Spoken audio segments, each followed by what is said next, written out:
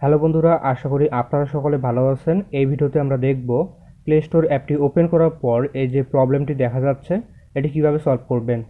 Try এগেনে click করলেও কিছু কাজ হয় না, অথচ ফোনে নেট কানেকশন অন আছে। কিছু স্টেপ অনুসরণ করে আপনারা এই প্রবলেমটি সলভ করতে পারবেন।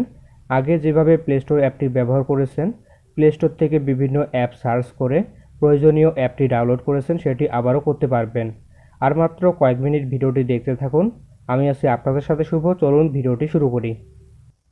ভিডিওটি ভালো লাগলে ভিডিওতে করুন একটি লাইক, আর চ্যানেলে নতুন হয়ে থাকলে চ্যানেলটি সাবস্ক্রাইব করে পাশের ঘন্টাটি বাজিয়ে দিন।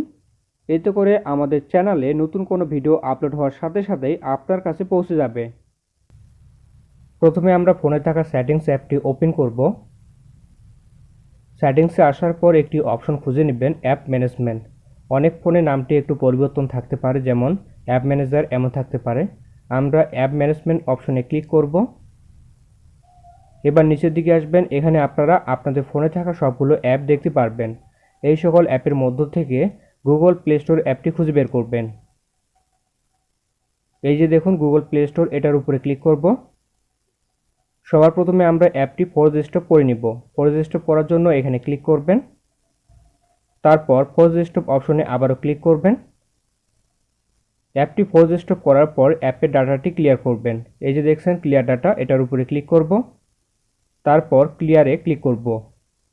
অ্যাপের ডাটা ক্লিয়ার করা হয়ে গেলে দেখবেন অ্যাপের নেটওয়ার্ক পারমিশন দেওয়া আছে কিনা। এই অপশনটি এখানে পেয়ে যাবেন, এরকম পারমিশন অপশন থাকবে, এই অপশনে ক্লিক করবেন।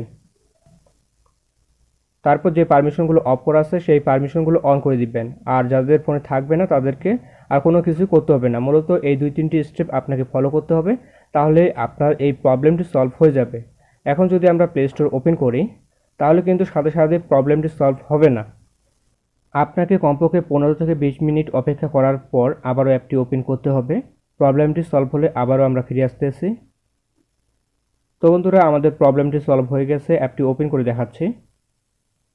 এই যে দেখুন আবারও আগের মতো প্লে স্টোর অ্যাপটি হয়ে গেছে। যে কোনো কিছু এখন সার্চ করতে পারবো, এমনকি যে কোনো অ্যাপ ডাউনলোড করতে পারবো।